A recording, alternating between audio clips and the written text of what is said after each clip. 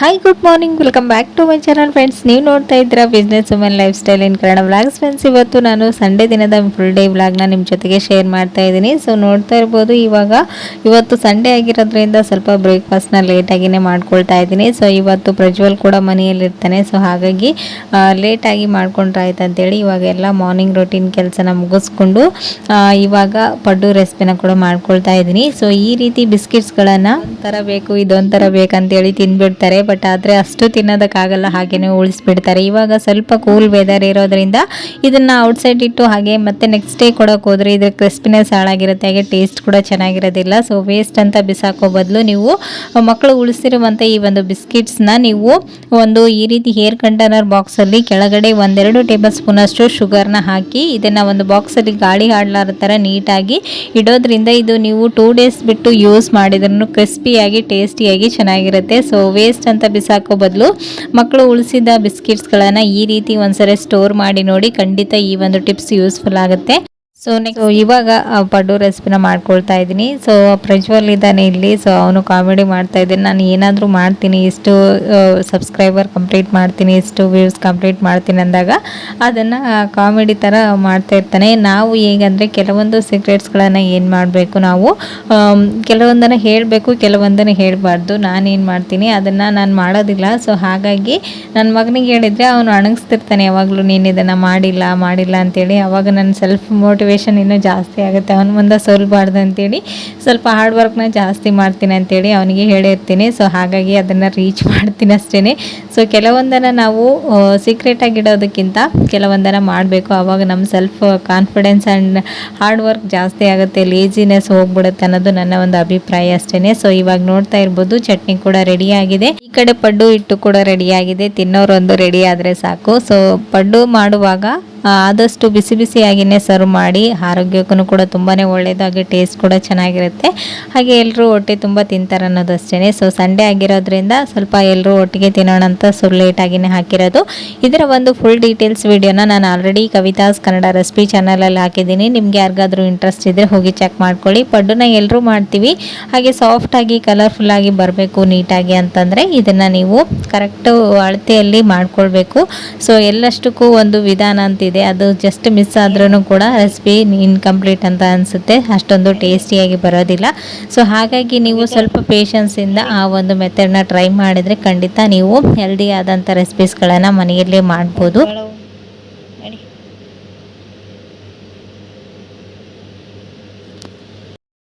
ಎದ್ದೇಳೋ, ನಡಿ ನಡಿ ನಡಿ, ಬೇಡ ಹೋಗಿ ನೀನು ನಡಿ, ಬೇಡ ನೀನು ನಡಿ, ಹೋಗು ನಡಿ ನಡಿ ನಡಿ, ಬೇಡ ನೀನು ಹೋಗು. ಏನು ಅಂಗುರ ಎಷ್ಟು? ಹಾಂ, ಏನು ಅಂಗುರ ಎಷ್ಟದ? ನಡಿ ಕಬೋಶ್, ಗೊತ್ತೇ ಇಲ್ಲ.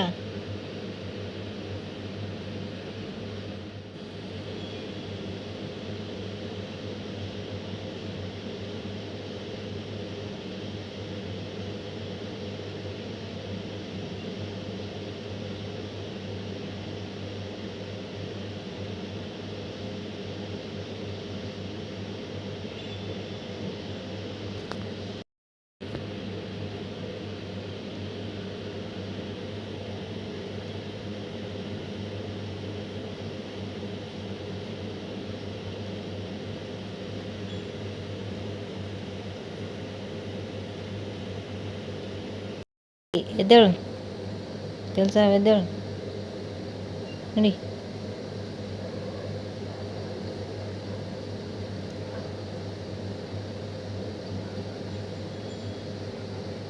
ಸೊ ಇವಾಗ ನಾನು ನೈಟ್ ರೆಸಿಪಿ ಇಲ್ಲಿ ಲೆಮನ್ ರೈಸ್ನ ಮಾಡ್ಕೊಂಡಿದ್ದೆ. ಸ್ವಲ್ಪ ಕೋಲ್ಡ್ ಆಗಿತ್ತು, ವೆದರ್ ಚೇಂಜ್ ಆಗಿರೋದ್ರಿಂದ. ಸೊ ಹಾಗಾಗಿ ಸ್ವಲ್ಪ ಈಸಿ ಆಗುವಂಥ ರೆಸಿಪೀಸ್ಗಳನ್ನೇ ಮಾಡ್ಕೊಂಡಿದ್ದೆ. ಮತ್ತು ಪ್ರಜ್ವಲ್ ಸ್ನ್ಯಾಕ್ಸ್ ಕೇಳ್ತಾ ಇದ್ದ, ಹಾಗೆಯೇ ರೆಸಿಪೀಸ್ ಚಾನಲ್ಗೂ ಶೂಟ್ ಮಾಡೋದಿತ್ತು. ಸೊ ಹಾಗಾಗಿ ಲೆಮನ್ ರೈಸ್ನ ಮಾಡಿಬಿಟ್ಟು ಇವಾಗ ಒಂದು ಈಸಿಯಾದಂಥ ಸ್ನ್ಯಾಕ್ಸ್ ರೆಸಿಪಿನ ಮಾಡ್ಕೊಳ್ತಾ ಇದ್ದೆ. ತುಂಬಾ ಚೆನ್ನಾಗಿ ಬಂದಿತ್ತು. ಸೊ ಬನ್ನಿ ಅದನ್ನು ಯಾವ ರೀತಿ ಮಾಡೋದು, ಅದಕ್ಕೇನೆಲ್ಲ ಇಂಗ್ರೀಡಿಯೆಂಟ್ಸ್ ಬೇಕಂತೇಳಿ ತೋರಿಸ್ತೀನಿ. ಯಾವಾಗಲೂ ಮಾಡುವಂಥ ಸ್ನ್ಯಾಕ್ಸ್ಗಿನ ಈ ರೀತಿ ಒಂದು ಪಫ್ ಸಮೋಸ ಸ್ನ್ಯಾಕ್ಸ್ನ ಮಾಡ್ಕೊಡಿ, ಮಕ್ಕಳು ತುಂಬಾ ಇಷ್ಟಪಟ್ಟು ತಿಂತಾರೆ. ಓಕೆನಾ. ಇದನ್ನು ಮಾಡೋದಕ್ಕೆ ಮೊದಲೇದಾಗಿ ನಾನು ಒಂದು ಮಿಕ್ಸಿಂಗ್ ಬೌಲ್ಗೆ 1 ಕಪ್ನಷ್ಟು ಮೈದಾ ಹಿಟ್ಟನ್ನು ಸೇರಿಸ್ಕೊಳ್ತಾ ಇದ್ದೀನಿ. ನೀವು ಜಾಸ್ತಿ ಕ್ವಾಂಟಿಟಿಯಲ್ಲಿ ಮಾಡೋದಾದರೆ ನಾನು ಹೇಳುವಂಥ ಎಲ್ಲ ಇಂಗ್ರೀಡಿಯೆಂಟ್ಸ್ನ ಇನ್ನು ಸ್ವಲ್ಪ ಜಾಸ್ತಿನ ತೊಗೊಳ್ಳಿ. ಸೊ ಇಲ್ಲಿ ನಾನು 1 ಕಪ್ನಷ್ಟು ಮೈದಾ ಹಿಟ್ಟನ್ನು ಸೇರಿಸ್ಕೊಂಡ ನಂತರ ಅದಕ್ಕೆ ನಾನಿಲ್ಲಿ ಒಂದು ಅರ್ಧ ಟೇಬಲ್ ಸ್ಪೂನಷ್ಟು ಅಜ್ವೈನನ್ನು ಈ ರೀತಿ ಕೈಯಿಂದ ಕ್ರಷ್ ಮಾಡಿ ಸೇರಿಸ್ಕೊಳ್ತಾ ಇದ್ದೀನಿ. ನಂತರ ಒಂದು ಸ್ವಲ್ಪ ಸಾಲ್ಟ್ ಆಗೇ 1-2 ಟೇಬಲ್ ಸ್ಪೂನಷ್ಟು ಎಣ್ಣೆನ ಹಾಕಿ ನೀಟಾಗಿ ಐಲೆಲ್ಲನೂ ಹಿಟ್ಟಲ್ಲಿ ಮಿಕ್ಸ್ ಆಗುವಾಗೆ ನೀಟಾಗಿ ಈ ರೀತಿ ಮಿಕ್ಸ್ ಮಾಡ್ಕೊಳ್ಳಿ. ಈ ರೀತಿ ಮಿಕ್ಸ್ ಮಾಡ್ಕೊಂಡ ನಂತರ ಇದಕ್ಕೆ ಒಂದು ಸ್ವಲ್ಪನೇ ನೀರನ್ನು ಸೇರಿಸ್ಕೊಂಡು ಇದನ್ನು ಚಪಾತಿ ಹಿಟ್ಟಿನ ಹದಕ್ಕೆ ನೀಟಾಗಿ ಇದನ್ನು ಮಿಕ್ಸ್ ಮಾಡ್ಕೊಂಡು ತೊಗೊಳ್ಬೇಕು. ಸೊ ಹಿಟ್ಟನ್ನು ನಾದುವಾಗ ಜಾಸ್ತಿ ಗಟ್ಟಿಯಾಗಿ ನಾದ್ಕೊಳ್ಳೋದಕ್ಕೆ ಹೋಗಬೇಡಿ. ಈ ಒಂದು ಸ್ನ್ಯಾಕ್ಸ್ ತುಂಬಾ ಹಾರ್ಡ್ ಆದರೆ ಅಷ್ಟೊಂದು ಟೇಸ್ಟಿಯಾಗಿರೋದಿಲ್ಲ. ಸೊ ಹಾಗಾಗಿ ನೀವು ಒಂದು ಸ್ವಲ್ಪ ಸಾಫ್ಟಾಗಿಯೇ ಕಲಿಸ್ಕೊಳ್ಳಿ, ಆವಾಗ ಈ ಒಂದು ಸ್ನ್ಯಾಕ್ಸ್ ತುಂಬಾ ಕ್ರಿಸ್ಪಿಯಾಗಿಯೂ ಕೂಡ ಬರುತ್ತೆ. ಇವಾಗ ಹಿಟ್ಟಿನ ಮೇಲ್ಗಡೆ 1 ಟೇಬಲ್ ಸ್ಪೂನಷ್ಟು ಆಯಿಲನ್ನು ಹಾಕಿ ಇದನ್ನು 1-2 ಮಿನಿಟ್ಸ್ವರೆಗೂ ರೆಸ್ಟ್ ಮಾಡಲು ಬಿಡೋಣ. ಅಷ್ಟರಲ್ಲಿ ನಾವು ಇದಕ್ಕೆ ಬೇಕಾದಂಥ ಸ್ಟಫಿಂಗ್ನ ರೆಡಿ ಮಾಡ್ಕೊಳ್ಳೋಣ. ಇಲ್ಲಿ ನೋಡ್ತಾ ಇದ್ರೆ ನಾನು ಒಂದು ಪ್ಯಾನನ್ನು ಬಿಸಿ ಮಾಡೋದಕ್ಕೆ ಇಟ್ಟಿದ್ದೀನಿ. ಈ ಪ್ಯಾನ್ ಬಿಸಿ ಆದ ನಂತರ ಇದರಲ್ಲಿ 1 ಟೇಬಲ್ ಸ್ಪೂನಷ್ಟು ಎಣ್ಣೆನ ಹಾಕ್ಕೊಂಡಿದ್ದೀನಿ. ಎಣ್ಣೆ ಕಾದ ನಂತರ ಸಾಸಿವೆ, ಜೀರಿಗೆ, ಕರಿಬೇವನ್ನು ಹಾಕಿ ನೀಟಾಗಿ ಫ್ರೈ ಮಾಡ್ಕೊಳ್ಳಿ. ನಂತರ ಒಂದು ಈರುಳ್ಳಿನ ಈ ರೀತಿ ಚಿಕ್ಕ ಚಿಕ್ಕ ಪೀಸ್ಗಳಾಗಿ ಕಟ್ ಮಾಡಿ ಸೇರಿಸ್ಕೊಂಡಿದ್ದೀನಿ. ಹಾಗೆ ಖಾರಕ್ಕೆ ಎಷ್ಟು ಬೇಕಷ್ಟು ನೋಡಿಕೊಂಡು ಹಸಿಮೆಣಸಿನಕಾಯಿನೂ ಕೂಡ ಹಾಕ್ಕೊಂಡಿದ್ದೀನಿ. ಇವೆಲ್ಲವೂ ಹಸಿ ವಾಸನೆ ಹೋಗೋವರೆಗೂ ನೀಟಾಗಿ ಫ್ರೈ ಮಾಡ್ಕೊಂಡ ನಂತರ ಇದಕ್ಕೆ 1 ಟೇಬಲ್ ಸ್ಪೂನಷ್ಟು ಅಚ್ಚಕಾರದ ಪುಡಿ, ಅರ್ಧ ಟೇಬಲ್ ಸ್ಪೂನಷ್ಟು ಅರಿಶಿನ ಪುಡಿ, ಒಂದು ಅರ್ಧ ಟೇಬಲ್ ಸ್ಪೂನಷ್ಟು ಗರಂ ಮಸಾಲ, 1 ಟೇಬಲ್ ಸ್ಪೂನಷ್ಟು ಧನಿಯಾ ಪುಡಿ, ಹಾಗೆಯೇ ರುಚಿಗೆ ತಕ್ಕಷ್ಟು ಉಪ್ಪು ಇಷ್ಟನ್ನು ಹಾಕಿ ಚೆನ್ನಾಗಿ ಒಂದ್ಸಲ ಅರಿಶಿಣದಲ್ಲಿರುವಂಥ ಹಸಿ ವಾಸನೆ ಹೋಗೋವರೆಗೂ ನೀಟಾಗಿ ಇದನ್ನು ಫ್ರೈ ಮಾಡ್ಕೊಂಡು ತಗೊಳ್ಳಿ. ಈ ರೀತಿ ಸ್ವಲ್ಪ ಡ್ರೈ ಆದ ನಂತರ ಇದಕ್ಕೆ ಮೊದಲಿಗೆ ಬೇಯಿಸಿಟ್ಕೊಂಡಿರುವಂಥ 2 ಆಲೂಗಡ್ಡೆನ ನಾನು ಈ ರೀತಿ ಸ್ಮ್ಯಾಶ್ ಮಾಡಿ ಸೇರಿಸ್ಕೊಳ್ತಾ ಇದ್ದೀನಿ. ಈ ಒಂದು ಸ್ಟಫಿಂಗ್ ರೆಡಿಯಾಗಿದೆ. ಸೊ ನಾವು ಇವತ್ತು ಮಾಡ್ತಾ ಇರೋದು ಪದರ್ ಪಾಕೆಟ್ ಸಮೋಸ ರೆಸಿಪಿ. ಯಾವಾಗಲೂ ಮಾಡುವಂಥ ಸಮೋಸಗಿಂತ ಈ ರೀತಿ ಒಂದ್ಸರಿ ಮಾಡಿ ನೋಡಿ, ಪಫ್ ಥರ ಇರುತ್ತೆ, ತುಂಬಾ ಟೇಸ್ಟಿಯಾಗಿರುತ್ತೆ. ಸೊ ನೋಡ್ತಾ ಇರ್ಬೋದು ಇವಾಗ ಆಲೂ ಸ್ಟಫಿಂಗ್ ಕೂಡ ರೆಡಿಯಾಗಿದೆ. ಇವಾಗ ಈ ಆಲೂಗಡ್ಡೆನ ಹಾಕ್ಕೊಂಡು ಇನ್ನು ಸ್ವಲ್ಪ ಉಪ್ಪು ಖಾರನ ಟೇಸ್ಟ್ ಮಾಡಿ ಇವಾಗನೇ ಬ್ಯಾಲೆನ್ಸ್ ಮಾಡ್ಕೊಳ್ಳಿ. ಸೊ ಲಾಸ್ಟಲ್ಲಿ ಇದಕ್ಕೆ ಒಂದು ಸ್ವಲ್ಪ ಕೊತ್ತಂಬರಿ ಸೊಪ್ಪು ಹಾಗೇನೆ ಒಂದು ಸ್ವಲ್ಪ ನಿಂಬೆ ಹಣ್ಣಿನ ರಸನ ಹಾಕಿ ಮಿಕ್ಸ್ ಮಾಡಿಕೊಂಡು ಈ ಸ್ಟಫಿಂಗ್ ತಣ್ಣಗಾಗಲು ಬಿಡೋಣ. ಸ್ಟಫಿಂಗ್ ರೆಡಿ ಆಗೋಷ್ಟರಲ್ಲಿ ನಾವು ಈ ಒಂದು ಪಫ್ ಸಮೋಸ ಶೀಟ್ಗಳನ್ನು ರೆಡಿ ಮಾಡ್ಕೊಳ್ಳೋಣ. ಇದು ಪಫ್ ಥರ ಬರಬೇಕಲ್ವಾ, ಪದರಾಗಿ. ಸೊ ಹಾಗಾಗಿ ಅದರ ನಡುವೆ ಹಚ್ಚುವಂತಹ ಸರಿನ ರೆಡಿ ಮಾಡ್ಕೊಳ್ತಾ ಇದ್ದೀನಿ. ಇದಕ್ಕೆ 1 ಟೇಬಲ್ ಸ್ಪೂನಷ್ಟು ಹಿಟ್ಟು, ಒಂದು ಅರ್ಧ ಟೇಬಲ್ ಸ್ಪೂನಷ್ಟು ಎಣ್ಣೆನ ಹಾಕಿ ಮಿಕ್ಸ್ ಮಾಡಿಕೊಂಡು ಪಕ್ಕಕ್ಕೆ ಇಟ್ಕೊಳ್ಳಿ. ಸೊ ಇವಾಗ ಹಿಟ್ಟನ್ನು ಇನ್ನೊಂದ್ಸರಿ ಚೆನ್ನಾಗಿ ನಾದ್ಕೊಂಡು ಒಂದೇ ಶೇಪ್ಗೆ ಚಪಾತಿ ಎಲ್ಲನೂ ಲಟ್ಟಿಸ್ಕೊಳ್ಬೇಕಲ್ವ ಮೊದಲೇದಾಗಿ. ಸೊ ಹಾಗಾಗಿ ಎಲ್ಲ ಉರುಳಿಗಳನ್ನು ಒಂದೇ ಸೈಜ್ಗೆ ಇಲ್ಲಿ ಕಟ್ ಮಾಡಿ ತೊಗೊಂಡಿದ್ದೀನಿ. ಇವಾಗ ಇವೆಲ್ಲವನ್ನು ನಾವು ಚಪಾತಿ ಯಾವ ರೀತಿ ಮಾಡ್ಕೊಳ್ತೀವಲ್ವ ಅದಕ್ಕಿಂತ ಒಂದು ಸ್ವಲ್ಪ ತೆಳುವಾಗಿ ಈ ಒಂದು ಶೀಟ್ಗಳನ್ನು ಚಪಾತಿ ಥರ ರೆಡಿ ಮಾಡ್ಕೊಂಡು ತೊಗೊಳ್ಳಿ. ಸೊ ನೋಡ್ತಾ ಇರ್ಬೋದು ವಿಡಿಯೋದಲ್ಲಿ ನಾನು ತೋರಿಸ್ತಾ ಇದ್ದೀನಿ ನೋಡಿ, ಈ ರೀತಿಯಾಗಿ ಈ ಒಂದು ಚಪಾತಿಗಳನ್ನು ರೆಡಿ ಮಾಡಿಕೊಂಡು ಒಂದು ಪ್ಲೇಟ್ಗೆ ಹಾಕಿ ತೆಗೆದಿಟ್ಕೊಳ್ಳಿ. ಸೊ ಈ ರೀತಿ ತೆಗೆದಿಟ್ಕೊಂಡ ನಂತರ ಇದನ್ನು ನಾವು ಒಂದೊಂದನ್ನೇ ಇದು ಶೀಟ್ಗಳನ್ನು ಹಾಕಿ ಇದನ್ನು ಸರಿನ ಸೆಂಟ್ರಲ್ಲಿ ಹಚ್ಚಿಬಿಟ್ಟು ನಂತರ ಇದನ್ನು ಲಟ್ಟಿಸ್ಕೊಂಡು ತೊಗೊಳ್ಬೇಕು. ಸೊ ನೋಡ್ತಾ ಇರ್ಬೋದು ಇವಾಗ ಮೊದಲೇದಾಗಿ ಕೆಳಗಡೆ ನಾನು ಒಂದು ಅರ್ಧ ಟೇಬಲ್ ಸ್ಪೂನಷ್ಟು ಹಿಟ್ಟನ್ನು ಹಾಕಿದ್ದೀನಿ. ನಂತರ ಒಂದು ಚಪಾತಿನ ಹಾಕಿ ಅದ್ರ ಮೇಲ್ಗಡೆ ನಾವು ರೆಡಿ ಮಾಡಿ ಇಟ್ಕೊಂಡಿರುವಂಥ ಈ ಪೇಸ್ಟನ್ನು ನೀಟಾಗಿ ಅಪ್ಲೈ ಮಾಡಬೇಕು. ಆವಾಗನೇ ಈ ಒಂದು ಸ್ನ್ಯಾಕ್ಸ್ ತುಂಬಾ ಫ್ಲಫಿಯಾಗಿ ಬರುತ್ತೆ, ಅಂದರೆ ಪಫ್ ಥರ ಚೆನ್ನಾಗಿ ಆಯಿಲಲ್ಲಿ ಹಾಕಿದ ತಕ್ಷಣ ಕ್ರಿಸ್ಪಿ ಆಗುತ್ತೆ. ಸೊ ಇಲ್ಲಿ ನೋಡ್ತಾ ಇದ್ರೆ ಇದನ್ನು ಹಾಕಿ ನಂತರ ಇದ್ರ ಮೇಲ್ಗಡೆ ಮತ್ತೆ ಒಂದು ಚಪಾತಿನ ಹಾಕಿ ಇದೇ ಥರ ನಾವು ಮಾಡಿಟ್ಕೊಂಡಿರುವಂಥ 7 ಚಪಾತಿನ ಹಾಕಿ ಇವಾಗ ಈ ರೀತಿ ಸೆಟ್ ಮಾಡ್ಕೊಂಡಿದ್ದೀನಿ. ನಂತರ ಇದನ್ನು ಲಟ್ಟಿಸ್ಕೊಂಡು ತೊಗೊಳ್ಬೇಕು. ಈ ರೀತಿ ಲಟ್ಟಿಸ್ಕೊಳ್ಳೋದ್ರಿಂದ ನಾವು ಹಚ್ಚಿರುವಂಥದ್ದು ಪೇಸ್ಟ್ ಇದೆ ಅಲ್ವಾ ಅದೆಲ್ಲನೂ ನೀಟಾಗಿ ಎಲ್ಲ ಕಡೆನೂ ಹೊಂದ್ಕೊಳ್ಳುತ್ತೆ. ಸೊ ಆವಾಗ ಇದನ್ನು ನಿಮಗೆ ಯಾವ ಶೇಪ್ಗೆ ಬೇಕೋ ಆ ಶೇಪ್ಗೆ ಇದನ್ನು ಕಟ್ ಮಾಡ್ಕೊಂಡು ತೊಗೊಳ್ಬೇಕು. ನಾನಿಲ್ಲಿ ಪಾಕೆಟ್ ರೀತಿಯ ಪಫನ್ನು ಮಾಡ್ತಾ ಇರೋದ್ರಿಂದ ಈ ರೀತಿ ಪಾಕೆಟ್ ಥರ ಬರೋವಾಗೆ ಸ್ಕ್ವೇರ್ ಶೇಪಲ್ಲಿ ಎಲ್ಲನೂ ಕಟ್ ಮಾಡ್ಕೊಂಡು ತೊಗೊಳ್ತಾ ಇದ್ದೀನಿ. ಸೊ ನೋಡ್ತಾ ಇರ್ಬೋದು ವಿಡಿಯೋದಲ್ಲಿ ನನಗೆ ಇಲ್ಲಿ 6 ಪಫ್ಗಳು ರೆಡಿಯಾಗಿದೆ. ಸೊ ಇವಾಗ ಇದರ ಸೆಂಟ್ರಲ್ಲಿ ನಾವು ಮೊದಲಿಗೆ ರೆಡಿ ಮಾಡಿ ಇಟ್ಕೊಂಡಿರುವಂತಹ ಈ ಆಲೂ ಸ್ಟಫಿಂಗ್ನ ಇಟ್ಟು ಇದನ್ನು ನಾನು ವಿಡಿಯೋದಲ್ಲಿ ತೋರಿಸಿದಾಗೇ ನೀವು ನೀಟಾಗಿ ಇದನ್ನು ಕ್ಲೋಸ್ ಮಾಡ್ಕೊಂಡು ತೊಗೊಳ್ಬೇಕು. ಈ ರೀತಿ ಯಾವಾಗಲೂ ಮಾಡುವಂತಹ ಸ್ನ್ಯಾಕ್ಸ್ಗಿಂತ ಇದು ಡಿಫ್ರೆಂಟ್ ಆಗಿ ಕಾಣಿಸುತ್ತೆ ಅಷ್ಟೇ. ನಿಮ್ಗೆ ಯಾವ ಶೇಪ್ಗೆ ಬೇಕೋ ಆ ಶೇಪ್ಗೆ ಮಾಡ್ಕೊಳ್ಬೋದು. ಸೊ ನೋಡ್ತಾ ಇದ್ದೀರಲ್ವ ವಿಡಿಯೋದಲ್ಲಿ ಕೊನೆ ಎಡ್ಜಸ್ಗೆ ಒಂದು ಸ್ವಲ್ಪ ನೀರನ್ನು ಅಪ್ಲೈ ಮಾಡಿಬಿಟ್ಟು ಈ ರೀತಿ ಫೋಲ್ಡ್ ಮಾಡ್ಕೊಳ್ಳೋದಷ್ಟೇ.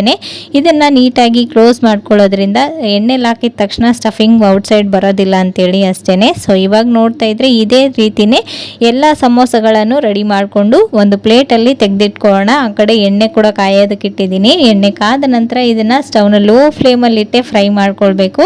ಆವಾಗನೇ ಮಾತ್ರ ಈ ಒಂದು ಸ್ನ್ಯಾಕ್ಸ್ ತುಂಬಾ ಫ್ಲಫಿಯಾಗಿ ಬರುತ್ತೆ. ಓಕೆನಾ. ಸೊ ನೋಡ್ತಾ ಇರ್ಬೋದು ನೀವು ಜಾಸ್ತಿ ಐಯಲ್ಲಿ ಇಟ್ಬಿಟ್ರೆ ಏನಾಗುತ್ತೆ, ಇದು ಪದ್ರಾಗಿ ಬಿಟ್ಕೊಳ್ಳೋದಿಲ್ಲ, ಒಳಗಡೆ ಹಿಟ್ಟಿನ ಅಂಶ ಹಾಗೇನೆ ಉಳ್ಕೊಳ್ಳುತ್ತೆ, ಔಟ್ ಸೈಡ್ ಮಾತ್ರ ಕ್ರಿಸ್ಪಿ ಆಗಿರುತ್ತೆ. ಸೊ ಹಾಗಾಗಿ ಸ್ಟವ್ನ ಲೋ ಫ್ಲೇಮಲ್ಲಿ ಇಟ್ಟು ಸ್ವಲ್ಪ ಪೇಷನ್ಸ್ ಇಂದ ನೀಟಾಗಿ ಫ್ರೈ ಮಾಡ್ಕೊಂಡು ತಗೊಳ್ಳಿ. ಸೊ ಇಲ್ಲಿ ನೋಡ್ತಾ ಇರ್ಬೋದು ಯಾವ ರೀತಿ ಇದು ಫ್ಲಫಿಯಾಗಿ ಬರ್ತಾ ಇದೆ ಅಂತ. ಸೊ ಇವಾಗ ಎರಡೂ ಕಡೆನೂ ಈ ರೀತಿ ಹೊಂಬಣ್ಣ ಬರೋವರೆಗೂ ನೀಟಾಗಿ ಫ್ರೈ ಮಾಡಿಕೊಂಡು ಬಿಸಿ ಬಿಸಿಯಾಗಿ ಇದನ್ನ ಟೊಮೆಟೊ ಕೆಚಪ್ ಜೊತೆಗೆ ಸರ್ವ್ ಮಾಡೋದಷ್ಟೇನೆ.